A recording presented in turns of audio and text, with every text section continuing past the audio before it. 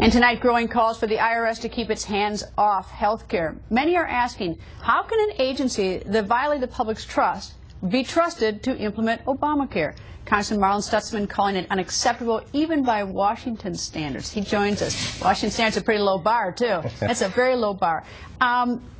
Why, first of all, explain to viewers why Obamacare is being administered by the IRS. What's their connection? Well, it's by the Affordable Health Care Law. That's the agency that was selected to audit, to direct, to administer the new healthcare law. So it's pretty concerning for all of us when we hear these chilling reports of what's going on over at the IRS, that now we know that this army that's being hired for the administration and for the IRS to administer the law is very concerning, and I think it's one of those things that we should take into account, put it on the list of other reasons why we should repeal the healthcare law like we did yesterday on the House of Representatives. It's interesting that about, I don't know, something about 30 or 40 new taxes that the IRS has to administer through Obamacare. Plus you've got this, as you say, the army of people who are like the navigators to help you sort of, make your way through the Obamacare, being hired by the IRS.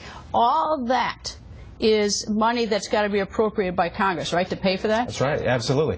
I mean, the medical device tax, which affects industries in my district in Northeast Indiana, is going to be administered by the IRS. They're already collecting these dollars.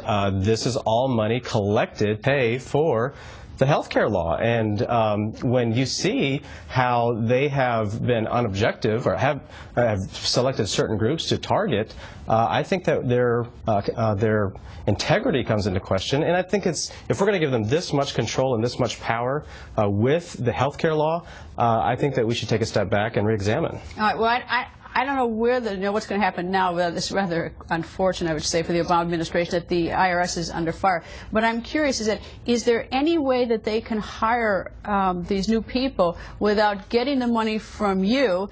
And I don't see how the Congress, the House of Representatives, which just yesterday voted to repeal Obamacare, is going to authorize the money. So isn't that where we stand, that there's not going to be the money to do this anyway? Well, the Senate would obviously have to agree with the House in repealing the bill, and Obama would have to sign. But assume it doesn't get repealed, but they don't have the money to administer it. Isn't that effectively repealing it? I mean, how are they going to do it if they don't have the cash? If we can stop it, yes, because I think this issue with the IRS, we have to dig into this and find out the answers. Why did the IRS target certain particular groups? And I think, another interesting point that needs to be made is that Sarah Ingram, who was an IRS official who was in charge of tax-exempt organizations between 2009 and 2011, she's now administering the kind of the startup of the healthcare law that's taken effect in full effect in 2014. Would you agree that's sort of random or coincidental?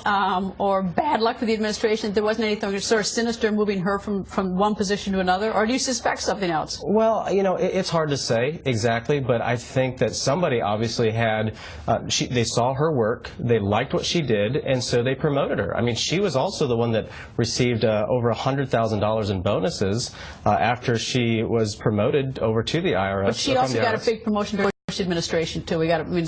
Well, but I think that if this is happening under her watch, there should be an investigation, and we should examine why she is not being promoted. I agree. There should be an investigation. Congressman, thank you, sir. You bet. Thank you. And straight ahead, you're going to hear from a Texas